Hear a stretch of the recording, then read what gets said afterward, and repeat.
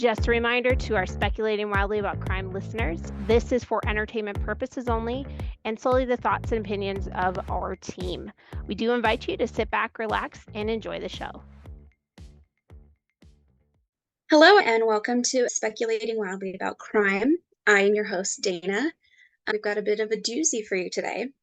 So I'm going to start out by giving some background about the case we're going to talk about today.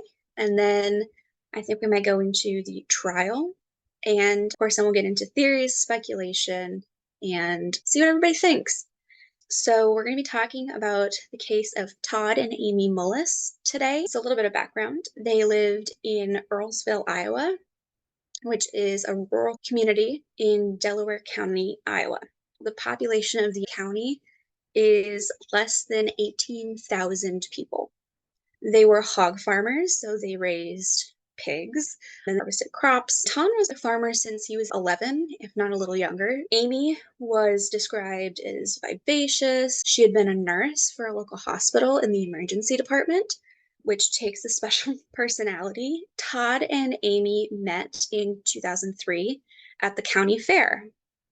What's more appropriate for a farming love story than meeting at the county fair? In 2004, they get married. They move on to have 3 children. So things are going pretty well in the marriage until 2013. So 9 years after they get married, Amy has an affair with a coworker at the hospital. Todd and Amy decide to work things out. Todd made it very clear he does not want to get divorced. And I know what you're thinking. That's awesome that he wants to work things out with his wife. However, he did not want to get divorced because he did not want to lose half of the farm he worked really hard for. But they do go to therapy, so that's great. Less great is Todd doesn't trust Amy. So he mandates that she must tell him everywhere she goes. For example, if she was going to go to the grocery store and he knew that she was going to be gone for 45 minutes, if she was 46 minutes late, that's a problem. And the Killer Cases episode that I watched, the prosecutor, John Burnell, had said, quote, borderline stalking type behavior, pretty intense stuff. Amy leaves her job as a nurse, wanted to be a stay-at-home mom. She's got 3 kids under the age of 8 to help repair her relationship with Todd, maybe to ease his mind. She did have the affair with a coworker, so I can imagine seeing her go off to work every day would be tough. But now that she was at home all the time with Todd, she said she had felt trapped in the marriage after a while. That takes us into 2018. Amy's unhappy in the marriage. She's being micromanaged. She's not enjoying her relationship with her husband. And Todd begins to suspect something's wrong because she's starting to act like she did in 2013. One of the things he does is he checks the phone bill, and he notices that she's been texting with Jerry Frazier. Who's Jerry Frazier, you might ask? Good question. He is the farm manager for the hog farm. He helped many farms in the area to help general operations go smoothly, make sure your piglet delivery is arriving on time, you're ordering the right things, etc. He did occasionally text with Amy because she also helps on the farm. However, I believe it was 121 text messages a day were being sent between him and Amy, and Todd was like, that's a lot for a casual relationship. So Todd confronts Jerry, and Jerry denies anything. He says, oh no, we're just talking because they have kids of similar ages. We're talking about when's football practice, general kids stuff, right? Todd then decides to go to Jerry's wife, and Jerry's wife is, I have no idea what you're talking about, and you're being crazy right now.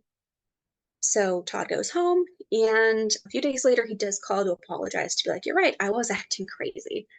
It's a small town, so this alleged affair spreads like wildfire and it becomes the town's worst kept secret. So people directly ask Amy about it, some of her friends. And the more people come to Amy, the more she's, oh crap, we got to shut this down because Todd's going to flip if he finds out that people are speculating that I'm having another affair. A friend of Amy and Todd's decides to go directly to Todd and say, hey, maybe this marriage just isn't for you guys. Maybe you should just split your ways and save yourself some heartache. And Todd tells his friend he does not want to lose the farm he's worked so hard for. And he doesn't say, I love my wife. We have 3 children and I want to make it work. He says, I'm not going to lose half of my stuff. And people around town start to warn Amy that it would be really bad for her if Todd finds out. Which, if community members and friends are warning you about your husband's anger issues, I'm guessing people outside of the marriage know that maybe he has some pretty bad anger issues. Now, one of the people that warned Amy about Todd's anger was their 13-year-old son, Tristan. Tristan was aware of the affair and said, if dad finds out, he will kill you. I don't have kids, but having a 13-year-old, know of an affair that you're having is bad enough, much less warning your mom that your dad's going to be really mad about it. So Amy and Todd's mom didn't have a great relationship either. And at one point, Tristan was at his grandma's house, so Amy's mother-in-law. Todd accidentally texted Amy, but meant to tell Tristan not to go home with his mom because she's crazy. So these parents are putting at least one child directly in the middle of their marital problems. Todd does not want to get divorced, did not want to lose any money, land, anything. But also, he didn't want the social pressure of being the divorced guy. We're going to fast forward now to summer and fall of 2018. Amy's family is having some issues. Her grandmother passed away, so that was really hard on her. And then her uncle fell ill, so she went to go care for him for a while and was in and out for about a month. And this really stressed Todd out because he's left in charge of the entire farm. He's left in charge of caring for all the children, doing most of the housework, and he felt like Amy just wasn't pulling her weight. As this is going on, Amy's having her affair. She's dealing with sick family members. She's dealing with the passing of a relative. She's finally, you know what? It's time for me to leave. So she's making accommodations to find an apartment. She was trying to squirrel away some of her grandmother's furniture. That leads us to November 6th, 2018. Amy has minor outpatient procedure, but anytime you have surgery, you put on weight restrictions, you want to rest. 4 days later brings us to the meat of the story, November 10th, 2018. Tristan and Todd start chores in the morning. Amy makes breakfast. They come in, they eat breakfast, they go back out, and then Amy goes and joins them. By 10:12 a.m., she emails Jerry that she's pissed off that she's doing whatever chore she's doing. And I should also note, because of the phone bill Todd found, they switched to emailing each other, not texting each other anymore. They were expecting a piglet delivery later in the day, so they were cleaning the barn, because you got to have a clean barn for the new piglets, of course. So Amy was cleaning light fixtures. She was standing on a 5-gallon bucket, and Todd and Tristan noticed that she's unsteady on the bucket, so they suggest, hey, why don't you take a break and grab a pet carrier down? Todd had found a litter of kittens somewhere around the farm, and he wanted to crate them so they didn't get harmed by equipment, general farming.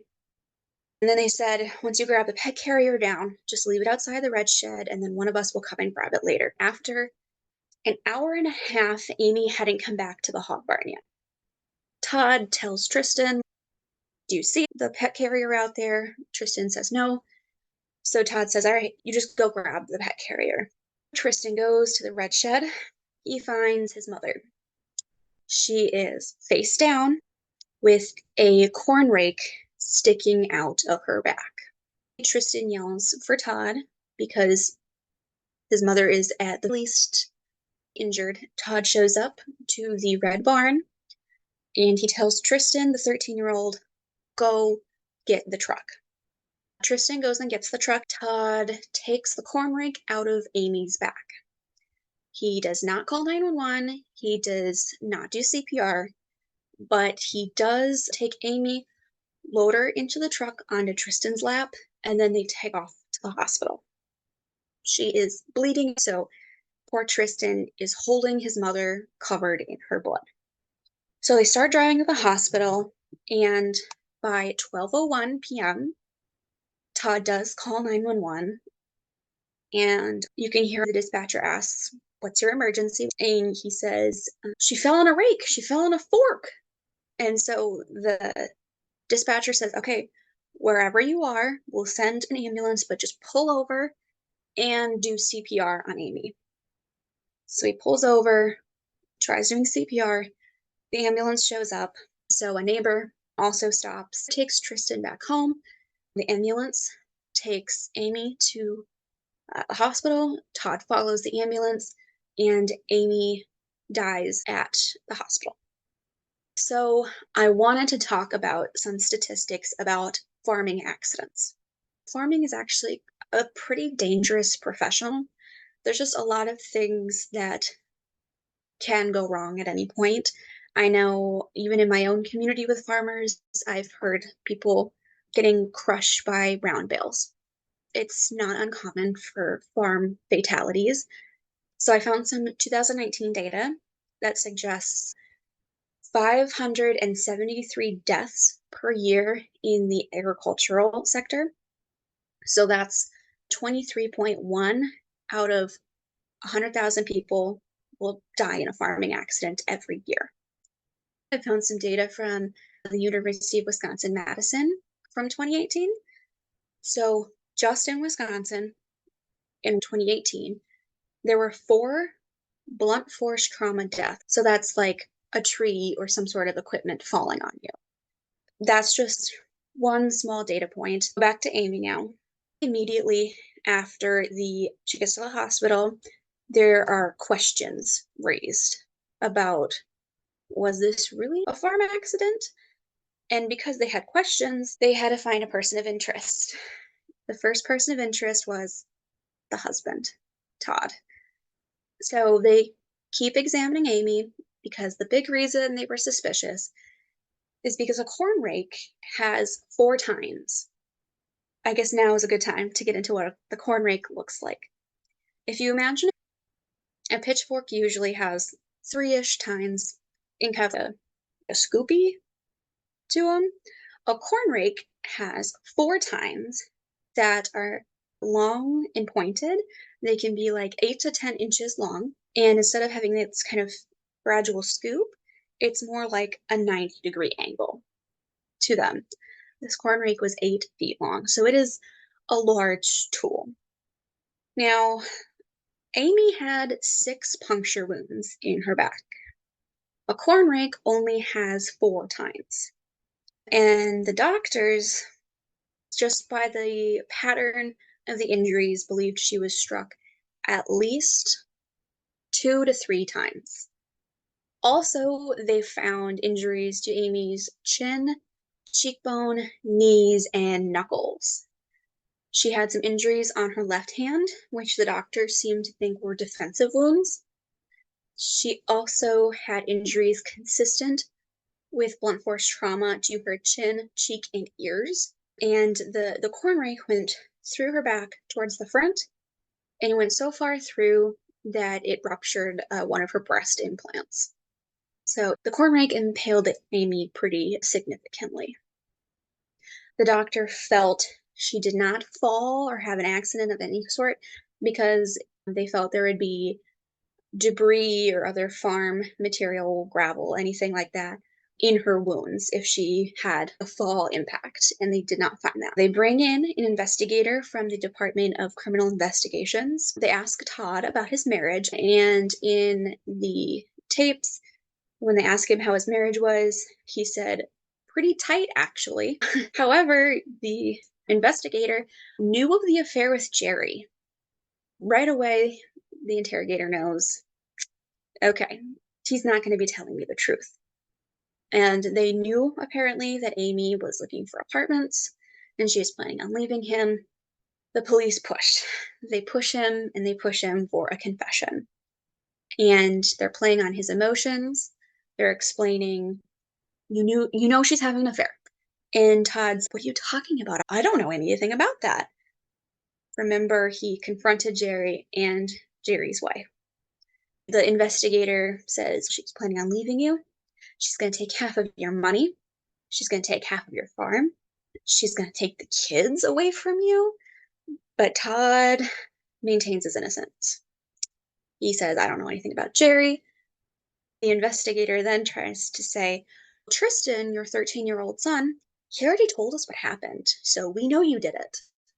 But even still, Todd calls the investigator's bluff and said, nope, there's no way he could have done that. Todd did not have a lawyer in this interrogation. So I just Googled the image of that rape. Yes. That definitely looks like something out of a horror movie. Dana, weren't Todd and his son together in the barn?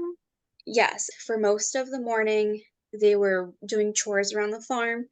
And then once Amy joined them in the barn, from 10 a.m. to when they left for the hospital, Todd and Tristan were together. The only person that wasn't there, came and went, or anything like that was Amy. That would Yes. seem like a pretty good alibi. I'll say yes for now, but once we get further in, it'll be like yes with an asterisk.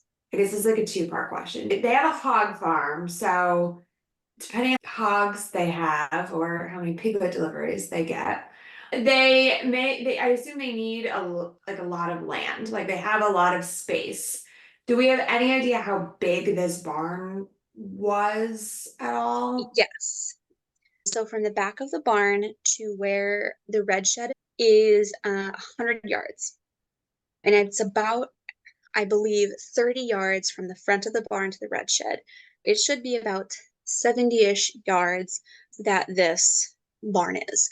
I know the term, it's over a football field's length from where Todd and Tristan were to where Amy was killed.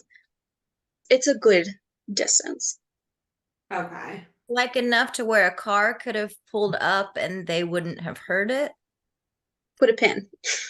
Yeah, that's what I was wondering, because the size and the number of hogs that they have. And I also assume that because you said they brought in Todd a little bit later after this all happened, once they figured out that things were amiss and they were concerned that maybe this was not an accident, I assume they didn't process the barn immediately. That is an excellent segue, actually. Back on the farm, Todd and Tristan were at like the back of the hog barn, and 100 yards away was Amy in the red shed. And Tristan said that Todd was always with him within eyesight. Mind you, this happened on November 10th in Iowa. That morning, there was a nice dusting of snow on the ground at the farm. One of the investigators said he searched around the shed for footprints that shouldn't have belonged there. In the shed, they didn't find any blood spatter. There were no cast-off blood spatters anywhere.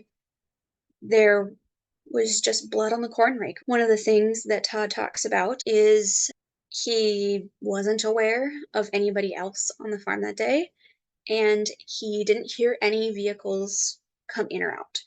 I was thinking if there was a chance that Tristan was somewhere in the barn and wouldn't have heard anything, but I guess Todd was saying that him and Tristan were together. Processing of the scene, I was wondering too, because you were saying that there's only blood on the corn rake, but there's 6 puncture wounds. If she fell on multiple pieces of equipment, I would assume there'd be another piece of equipment that had blood on it. But From what I have researched, it wasn't like you walked in and there was blood everywhere. It was pretty well contained.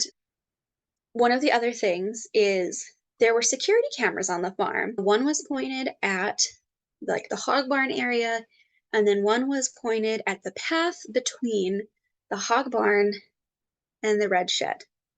So one of the cameras had no footage. The police couldn't tell if it had been deleted or just never recorded.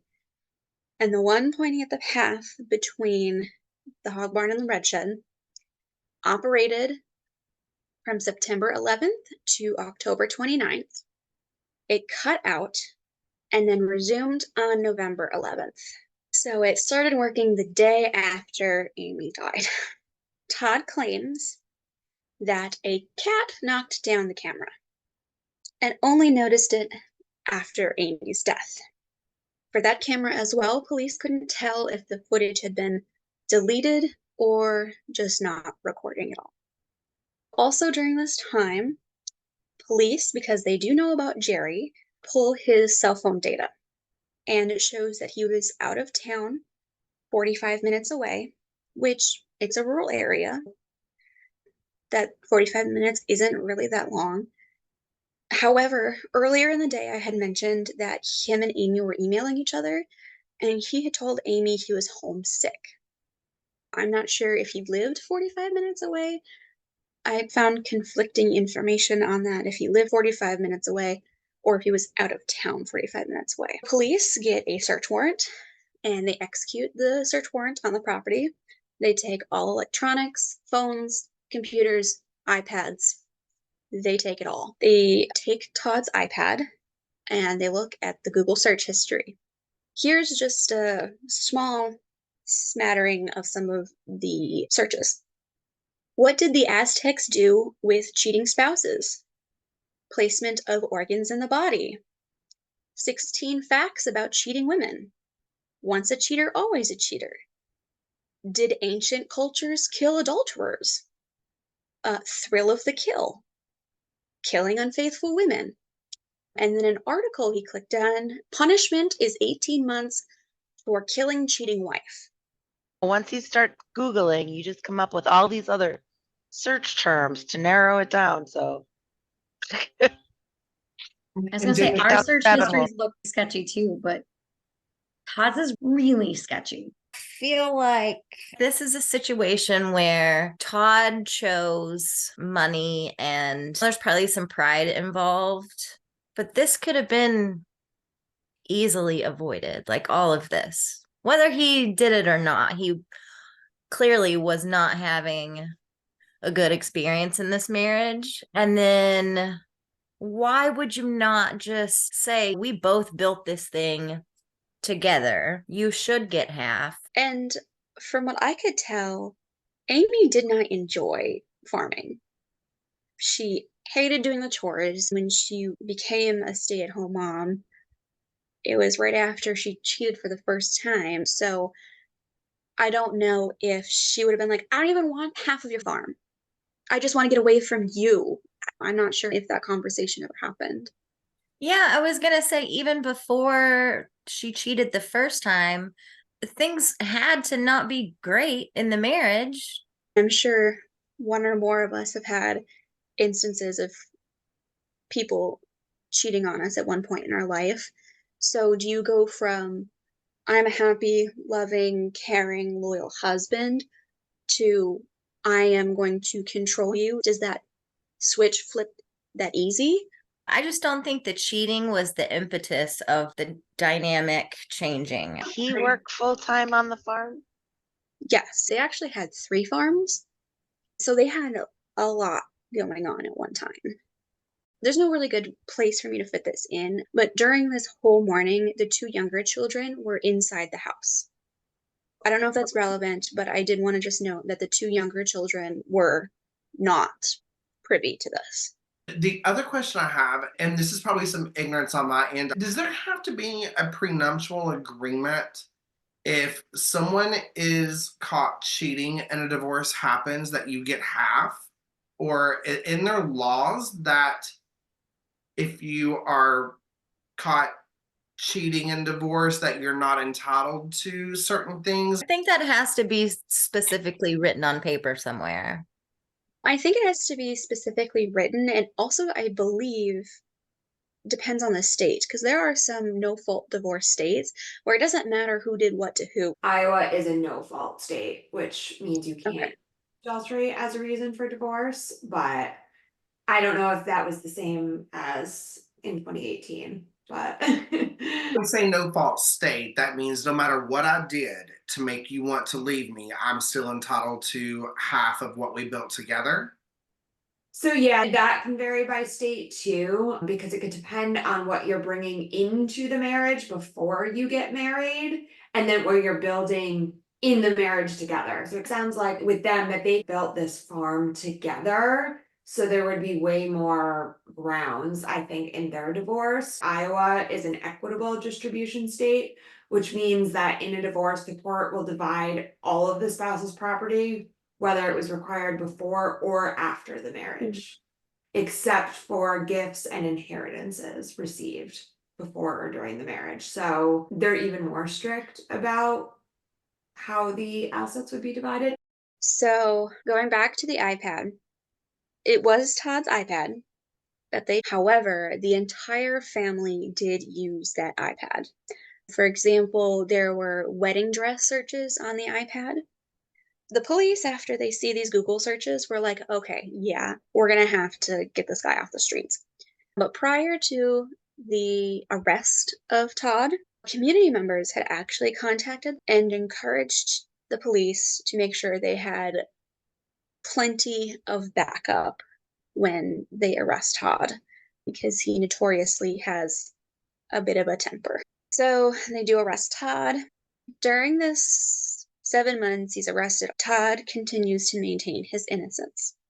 So we get into the trial, and the prosecution, in their opening statement, goes on about how Amy was afraid of Todd. He would kill her if he ever found out she was having an affair. That's the crux of the prosecution's case. The defense attorney attacks Amy's character. She's a cheater. She cheated not once, but twice. And that leads into the defense. So the defense attorney has decided to completely abandon the "it was an accident" argument. He says, yeah, you're right. She was murdered viciously, just not by my client. The defense only has to prove beyond a reasonable doubt that Todd was not the killer.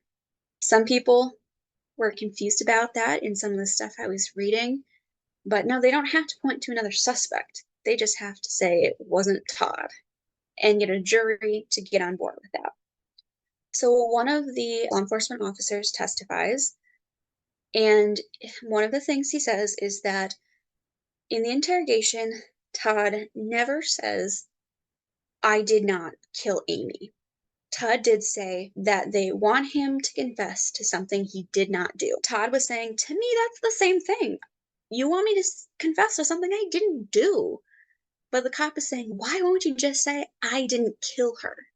One of the big things that happened in the trial is Tristan testifies, which is really hard for, at this point, 14, maybe 15-year-old child. One of the things that the prosecution was really worried about was Tristan was known for being a dad's boy. He was always with his dad, helping the farm, and Todd was caring for the kids after Amy's death, but before he was arrested. So the prosecution was very worried that Todd might have given Tristan, hey, do you remember when this happened? It's crazy that this happened. And that was a very real concern for the prosecution. Tristan has said, I was always with my dad. He was always within my eyesight. Once we get to the trial, Tristan says, I might have gotten a drink of water. Maybe once, maybe twice. I guess I didn't have my eyes on him this entire time. Of course, they ask, how long? At one point, Tristan did suggest that it was maybe like 1 minute 43 seconds, but then quickly said, actually, scratch that. I don't know. Even though Tristan does not know how long he was gone getting this drink of water, it was 2 minutes or less, let's just say.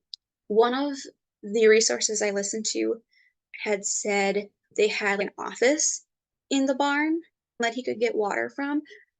It wasn't like he left, went to the house, got a drink of water, and came back. He either never left the barn or was thereabouts the barn. He was still in or near the barn for 2 minutes, and he only changed his story at trial. So one of the other things that was interesting was Todd actually also testified in his own trial. So Todd says if Tristan did leave the barn, it was only for a matter of seconds because he himself never left the barn. So there's no way Tristan was gone for more than a few seconds. And they ask him about the Google search history. He says, wasn't me, I have no idea. Asked about the affair that Amy was having with Jerry, and I don't know. Now, this case was being streamed online, I'm guessing court TV, and a lot of people were watching it. And of course, they got people that were very into it that were taking pieces and dictating for themselves what they thought of certain evidences, mainly the 911 call. And this was the night before the last day of trial that somebody contacted the prosecution and gave them some feedback about the 911 call. I'm going to play 2 short snippets of the 911 call. It's going to be hard to hear. That's the point. But I want to know what you guys hear from this 911 call because it becomes quite important in the case. Here's the first one.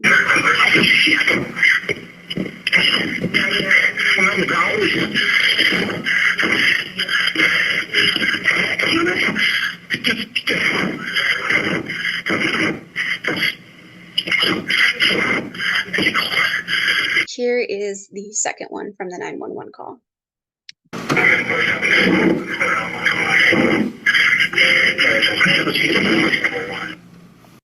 So that one was a little harder to hear.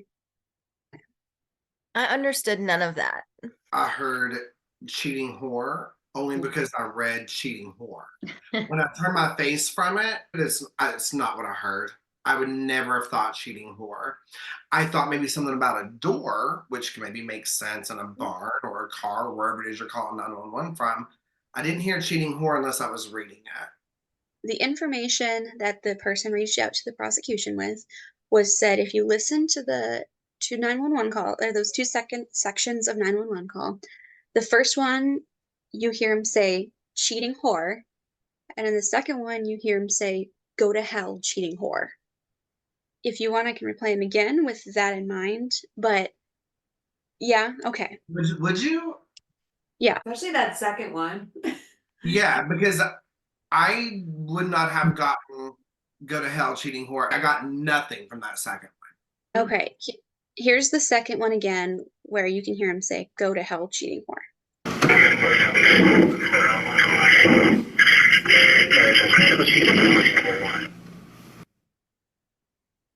Yeah, nothing on that one. Nothing. I heard And it. then You heard it, Missy? Yeah, I heard it. Yeah. You got It's better go to ears. hell and then some little muffled shit in there and then cheating whore. yeah.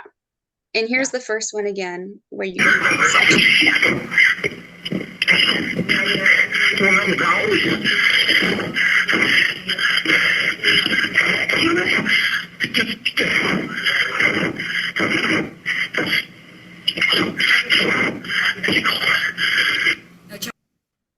That's still nothing.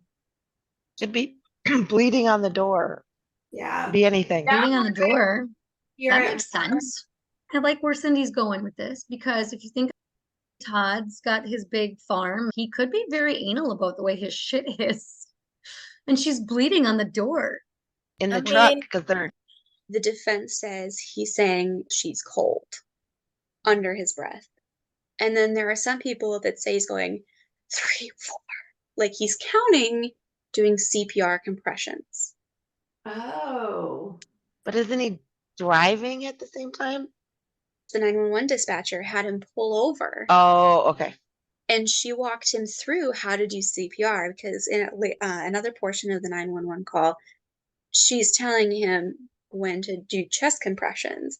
So there's kind of multiple schools of thought of either saying she's cold, or 3-4, which also rhymes with door. So, but even she's cold. I would consider that a proper response when you're dealing in this situation. As far as like the cheating whore thing, I truly believe, because they say that when you dial 911, it starts recording even before it rings. And so there are things that get picked up with that. When you're on the phone with 911 for however long, and then all of a sudden you want to be like, you cheating whore, and have this rage, that doesn't make sense to me. Me either.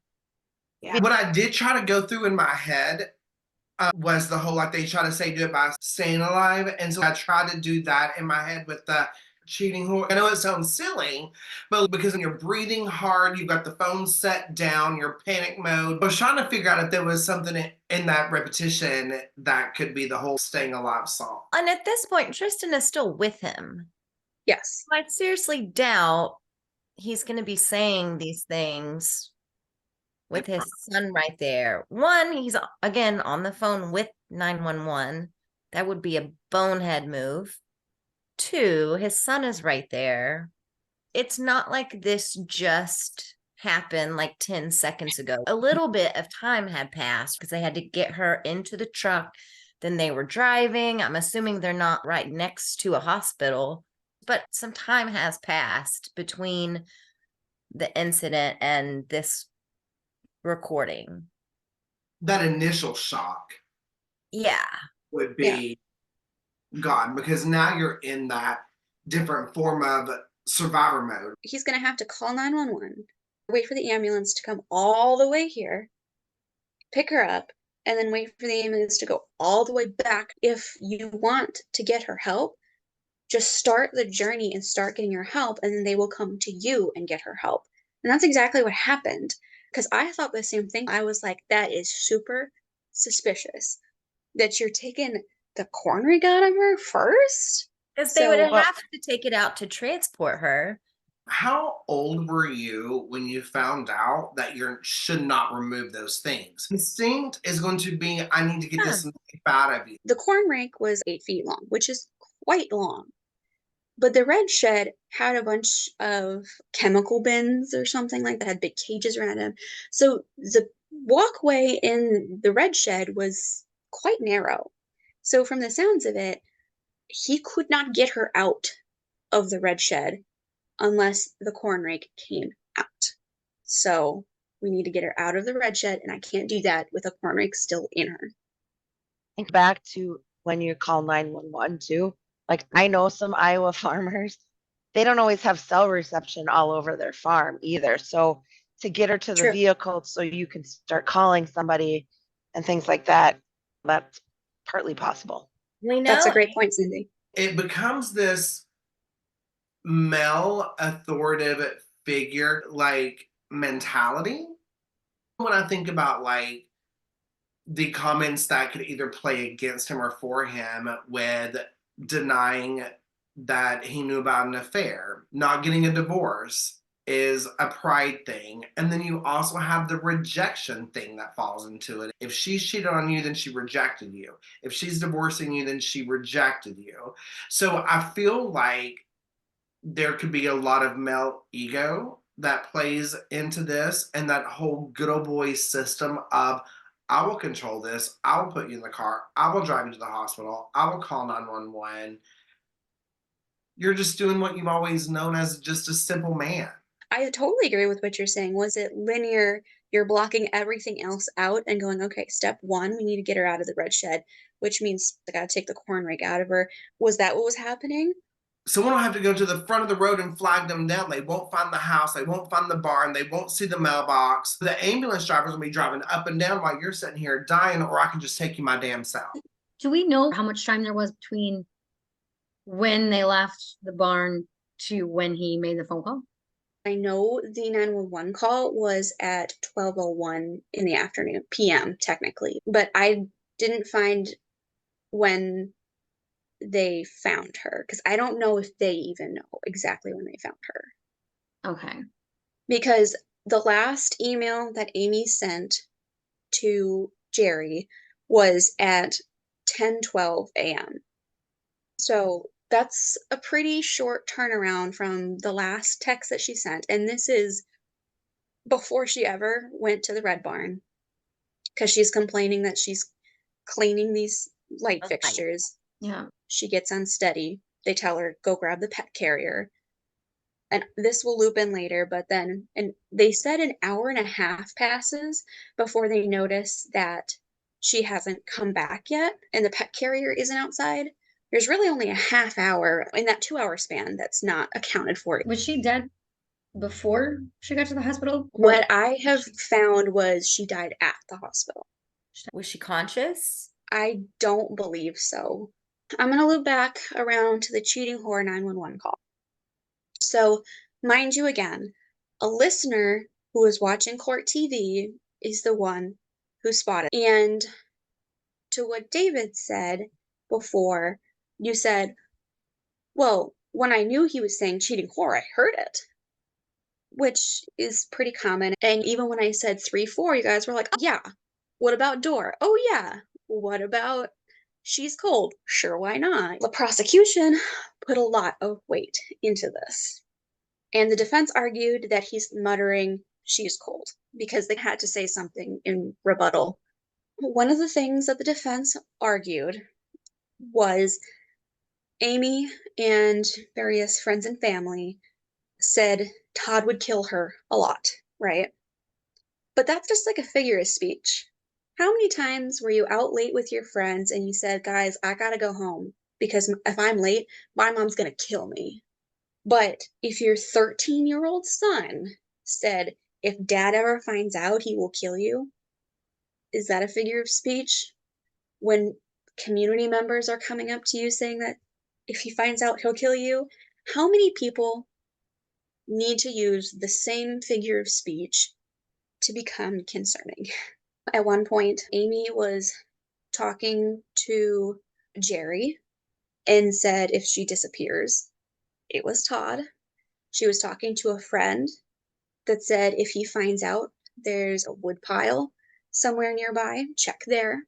So when does a figure of speech go to, if I go missing, check the wood pile for my body? That's hard without context, though. And then to a 13-year-old, even though it seems like he keeps getting treated as an adult, his brain isn't matured as an adult. What is the word kill to him? Because children especially will say, if I'm late, my dad's going to kill me. So now mom's in trouble. The response will be, mom, dad's going to kill you. I agree with you guys with Tristan saying it because your kids are going to say that all the time. But I think it is different if the community members are saying it. That's a little different. The next point that the defense argued was the 911 call. So if you remember at the beginning of the trial, they totally abandoned the it was an accident route. But if you remember on the 911 call, Todd was saying like, she fell on a fork, meaning the corn rake. They use those two words interchangeably. It was a mistake Todd made. Come on. And that personally bothered me because I'm thinking, you're putting a lot of weight onto this saying, oh, he just made an error. And I'm like, but if he walks in and finds his wife impaled the corn rake, generally your mind tries to find the most logical reason why, which is she fell on a corn rake. With Todd on that 911 call, of course he's not going to be like, she was viciously murdered, but not by me. So I found that a very odd defense from the defense attorney in his closing arguments. The defense makes the point that Todd would have to be a very cruel man to murder his wife and then go send his 13-year-old son to find his mother in that condition. I say, not the first time it's happened.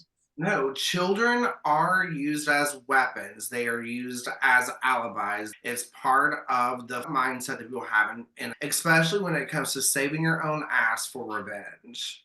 Bingo. So then they move on to the verdict. The prosecutor labeled this as a slam dunk case. However, it took the jury more than 2 days to reach a verdict. The jury did find Todd guilty of murder in the first degree. And then they move on to sentencing. However, the sentencing was delayed because it was COVID. Before his sentencing, Todd got a new attorney, and this new lawyer raised concerns, and he actually asked to get a new trial due to prosecutorial misconduct because of the whispers on the cheating whore 911 call. So, from what I could gather from this document, the new attorney is saying that the prosecutor was intentionally using prejudicial language when it came to interpreting the tape. Instead of saying, "What do you hear?" it was more like, "Bam, right there, cheating whore, there you go." The judge did not throw out the guilty verdict. So Todd was sentenced to life in prison without the possibility of parole. I did just like a quick Reddit scan just to get some ideas, and this Redditor made a point that I thought was very interesting. They likened this to the Casey Anthony trial. Whether he was guilty or not guilty, was there even enough evidence to convict him? So Todd had wanted to get a motion for a new trial for ineffective assistance of counsel, but was denied. Next, we can get into some speculation, and then we can get into some other information you might find interesting. I feel like I heard about this case, but in pieces. But if you watch a lot of true crime, hog farms are a very good way to get rid of a body. So it seems to me like he would know that, obviously, being a hog farmer.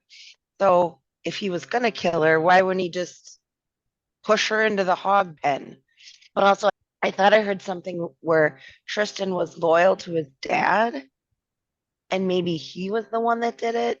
It would be hard to think of a 13-year-old doing that to his mom. Sometimes kids can be very loyal if there's one parent that's cheating, or I don't really have any theory other than that, but just other questions. Like, really, I don't really know that the husband did it either, but I don't have any other good theories of who else might have.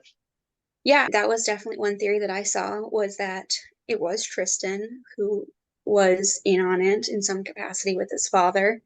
So you're not totally off base. That has been floated out there before. Janelle?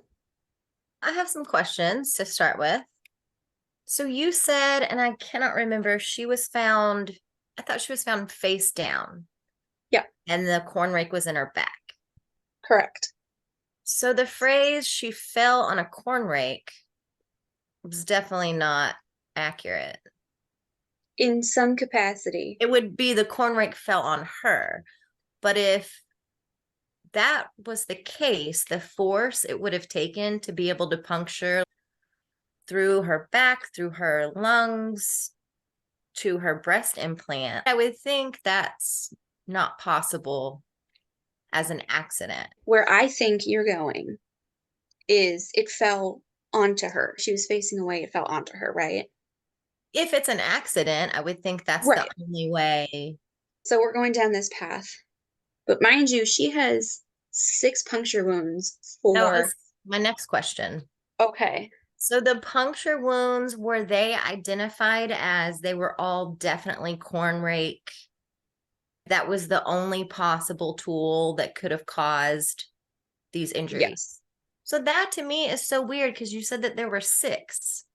Of the path that she was murdered, which the doctors said she was, they believe that she was struck 2 to 3 times with this corn rake. So if that's the case, then I could believe like having 8 puncture wounds or 12 puncture wounds, but not 6. That's just very strange to me. Yes. But okay, because that's what I was going to say too, Janelle, is that means there was 6 puncture wounds, but 4 in a rate. That means the other 4 had to perfectly go into an already existing puncture wound for there to be 6. But you would think that the puncture wounds would be different sizes. They did indicate that they weren't all perfectly uniform. There were, like, they could tell there was different entry positions. So I'm taking accident and throwing it out the window. Bye. Okay. But I have some reasonable doubts on Todd. The only way I see this being pulled off by him is if he and Tristan did this together in some Okay. form of fashion. Of course, Tristan could have lied and said we were together 99% of that time, but that would also be collusion with his father. It's also not plausible for it to be an outsider or a stranger, somebody else, because that window was so small. Yeah. We're talking an hour or less. How close was the next house to them? I wouldn't think somebody could just walk through. No. And while it's a farm, there's cornfields surrounding the farms. They're not just hog farmers. I wonder how often was this red shed access? Is it something they use daily? Is it something that they maybe went in once a month? I think I have more questions than speculation. I need more details. Accidents happen all the time. You need to be safe. With the she fell on the rake idea, why was it pointing upwards? If the tines are pointed upwards and she fell on the rake, that's like farming 101. But are any of us ever 100% cautious? How many of us have broken a glass and we know not to pick up the glass with our bare hands, but we pick up the glass with our bare hands and then we cut ourselves? She wasn't happy about doing any of these chores. When you're mad about doing something, you're more careless. I keep going back to this, but I think that a lot of these communities and a lot of men in certain cultures still have the whole "you're a boy, I'm raising you to be a man." This 13-year-old kid was already being talked to as a man and getting the responsibilities of a man. And so when you have certain people in your community telling you that your mom was bad, your mom did this, don't ever let your wife do this, a man stands his ground, or whatever verbiage was used, especially to a 13-year-old, that is very influential. When you have 3 farms, that's money. And you're the oldest boy, and you're going to be who is inheriting this. It's not the money thing, but it's the legacy thing. What we have always said is it's very hard for multiple people to keep a secret. I don't think it's as hard for a single person to keep a secret. I'm not sure that Todd even knows that Tristan did this. I'm not sure it was a plot or a plan together. I think that maybe there's speculation. So maybe that's why he is calculated on some of the words that he's using. If Tristan and Todd both knew the truth, that this was a setup, at least the 13-year-old child probably would have exposed that already. I feel like it will be easier for the 13-year-old child to keep his secret because this is bad boy, you're in trouble, you would be right where your dad is. If Todd found text messages and emails to Jerry, and Jerry was also married, odds are Jerry's wife could have easily have found something out too. And Jerry knows the farm. His wife has probably visited the farm. So Jerry's wife has been inside this red barn. There was emails that were happening like an hour and a half beforehand. So many people could have read those emails. I cannot say that Todd did it. So therefore, like Casey Anthony, should he be in prison? As far as Tristan, he's a 13-year-old that's worked on a farm for his life.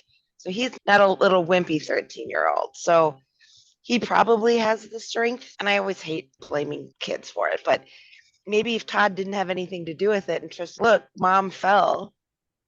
And Todd's thinking, really, that doesn't quite make sense. But The other option is Tristan did it. He's just gonna take the fall for his son. He stuck to the story that he was innocent and it was an accident.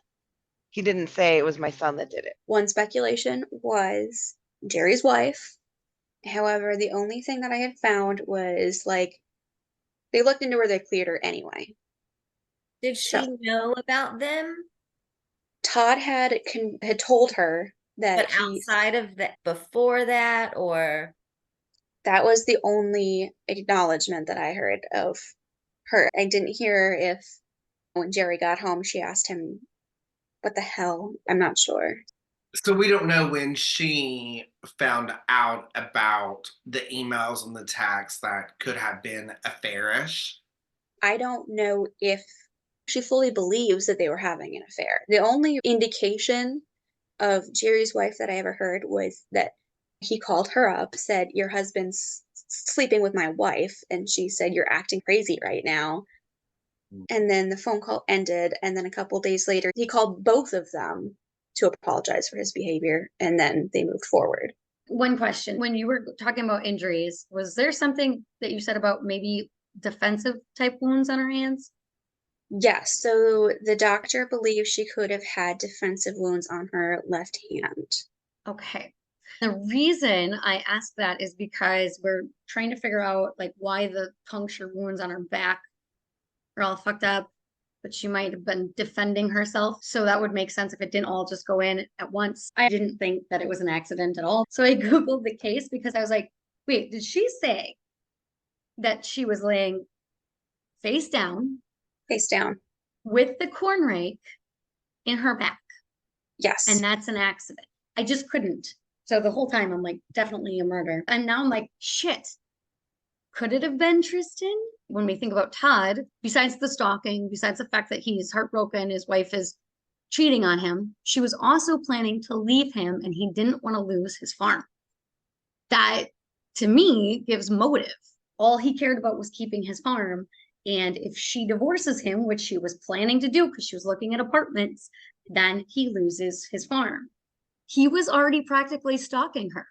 So he might have not had a history of violence or any big red flags that you would think to look for, but now he's passed the line and went into stalking, and then stalking can lead to murder. I also want to mention this.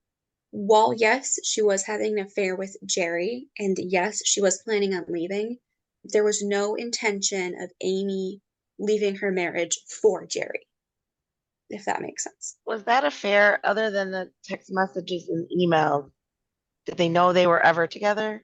Yes, they had sexual encounters. Yes, he did. And it all came out.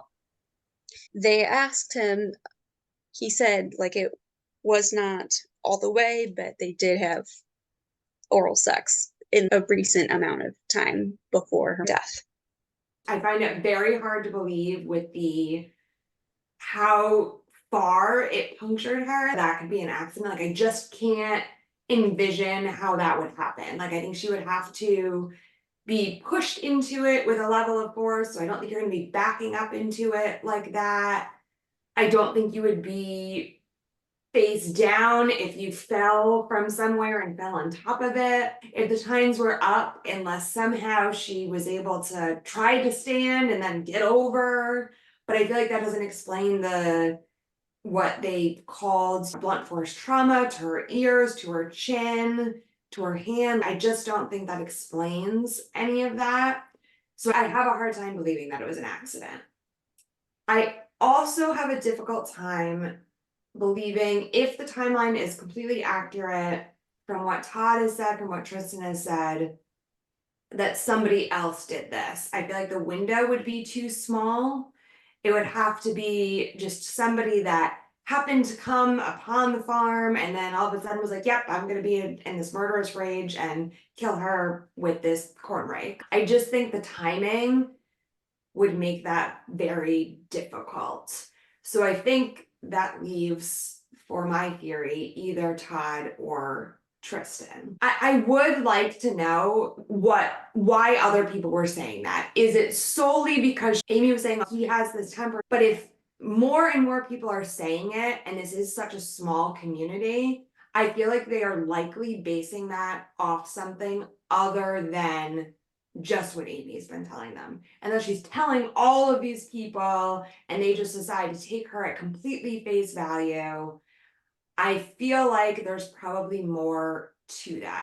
I also wish we knew more specifics about whether he was emotionally or physically abusive to his children, because he definitely has exhibited a lot of mental abuse, emotional abuse against Amy, with the stalking, with the control. Get that she cheated, but all of the action that he's taken is definitely an emotional abuse of her. I would be interested to know if the kids have suffered that same level of emotional or physical abuse. Because I think Tristan, he had been going along with the story and saying, my dad was with me, he was with me the whole time, but he was in a situation at that time where that was his only caregiver. His mother is now deceased. He is alone with his father. If his father has exhibited a level of control or abuse over him, I think he'd be more apt to not speak up at that time. So that kind of makes sense to me, that he wouldn't say anything at the time. You had said that when it came to trial, that was the first time that he came out and said, there might have been a time when I went and got water. It might have been 1 or 2 times. And then he like said it very specifically with 1:43 seconds. That's an odd thing for a child to be saying, oh, it's this exact amount of time. The document was from the Iowa Court of Appeals. That was pretty quickly stricken to he wasn't sure. Okay. That makes sense. Because I think that would be hard for him to just grasp, especially testifying. I don't know how close the trial was to the time. If he was a prosecution witness, the prosecution would have prepped him or spoken with him ahead of time, probably knew he was going to say that. I would be interested to know if he had disclosed that to anybody else prior to the trial. So that's actually a great point. Todd has a new attorney, and that attorney said, quote, he gave the same consistent statement that his dad was with him, that they were working in the hog barn. But it wasn't until interview number 4 or 5 when he was sent to live with his grandparents. The fact, if going along with just what I was thinking along these lines, when he went to go live with his grandparents, he's out of the environment of being with his father. I think that it's definitely plausible that once a child is in a safe place, that they would then feel comfortable disclosing something that they couldn't have disclosed previously. I know that happens a lot with abuse cases for children. If they are in a home where they're unsafe, they're going to say, no, nothing's happening. Then they get into a safe place where they can process those things and they actually can disclose it. To me, that's where I'm leaning. I don't find it too weird that Tristan's story changed down the line. So I guess my theory is that it was probably Todd, but I don't know if there was enough evidence necessarily to convict him. Obviously, I have to look at all of it, but I feel like there is enough reasonable doubt there. Yeah, absolutely. And from my list, we pretty much hit all of them. Was 1, Todd did it because he was mad and upset and she was leaving him. Number 2, Tristan was involved. Number 3 was Jerry and or Jerry's wife. And now, do I necessarily believe all of those? No, but they are theories that I had seen out there, so I thought we should include them. Another one was more to what you're saying, Carolina, of He did not have a good defense attorney and poor counsel in general. So we don't know, because one of the big things was that his defense attorney in the trial went with, yes, she was absolutely murdered, but just not by Todd. And that's not the defense that Todd wanted to go with, which is part of the reason why he wants a new trial for ineffective assistance of counsel. Here's one of the things that I found. As mentioned before, Amy had an outpatient surgery, so she was on weight restriction and she'd been dizzy and unsteady earlier in the day.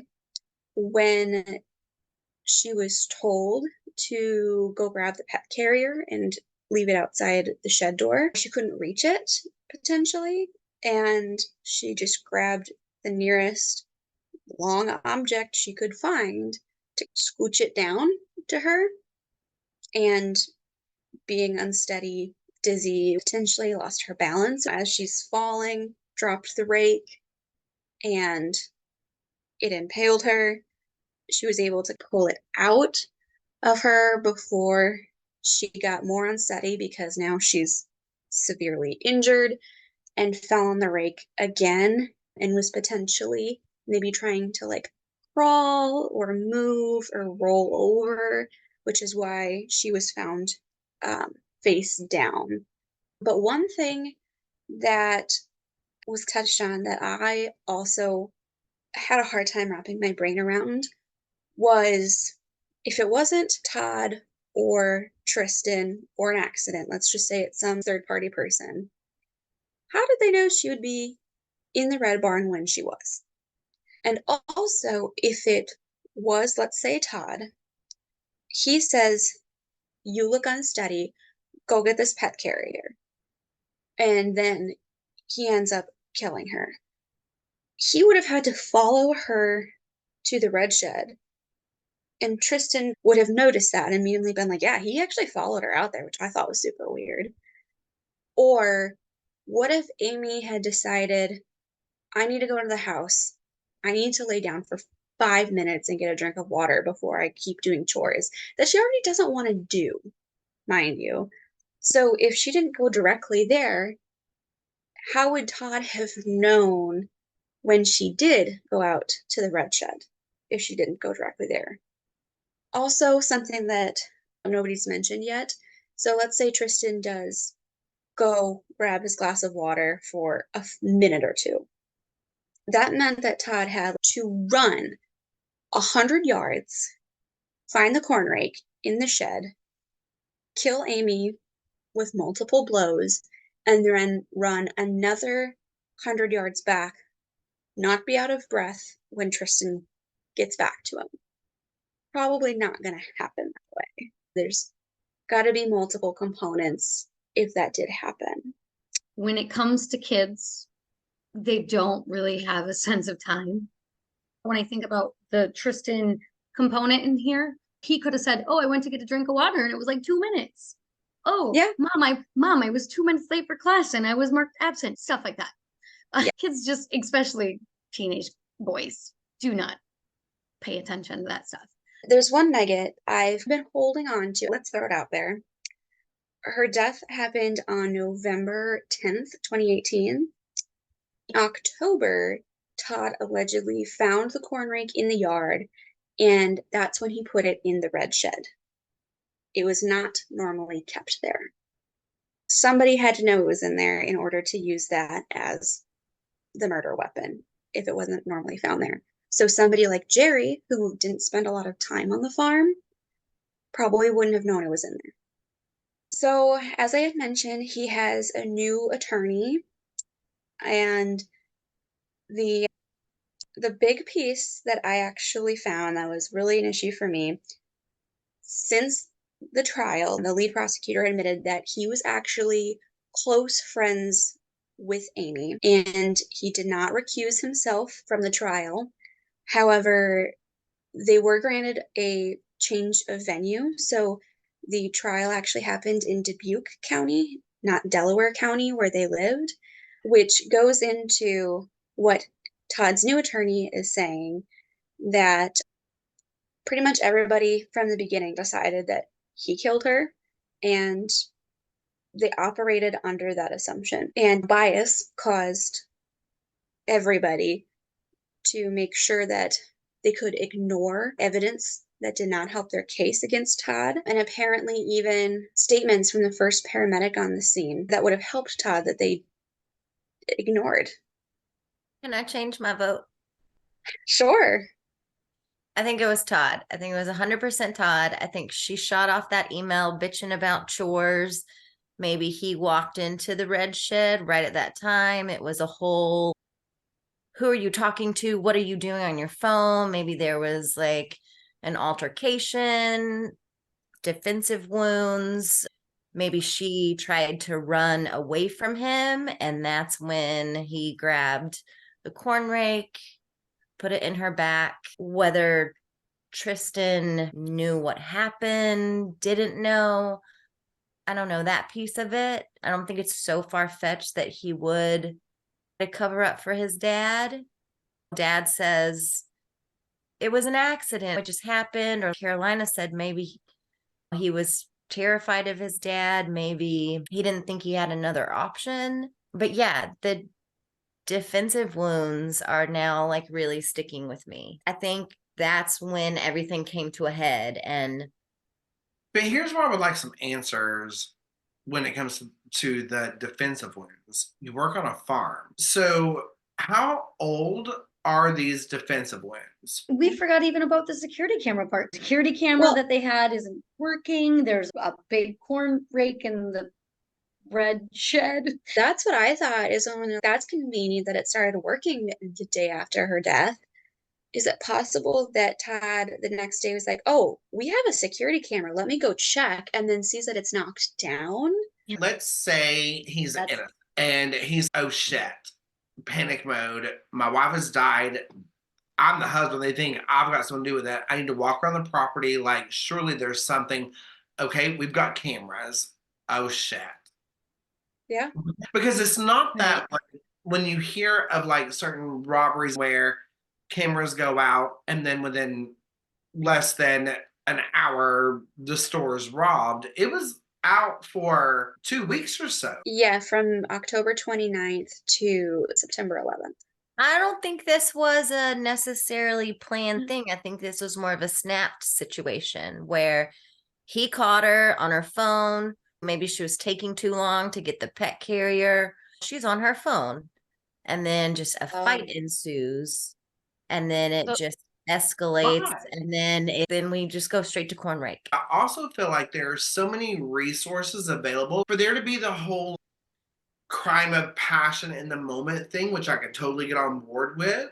I feel like there would also be that snap back into survival of, okay, now what do I do? And I have hogs and land and ways to at least attempt to expose of the body versus let me get my 13-year-old son and drive out to the mainland and call 911. But then the part that bothers me about that, and I agree with all of what you're saying, that's plausible.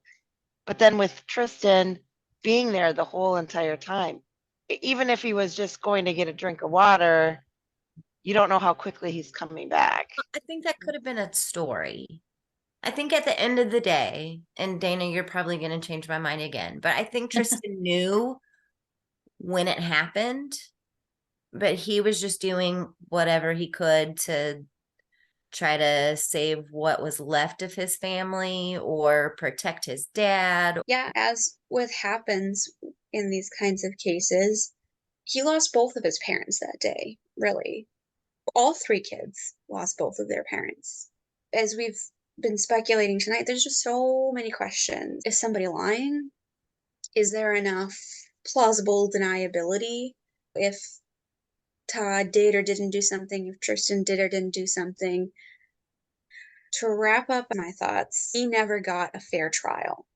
It's come out that evidence was ignored, that a prosecutor probably should have known better than to be close personal friends with the victim. The defense attorney went a completely different route than what had been discussed prior with his client.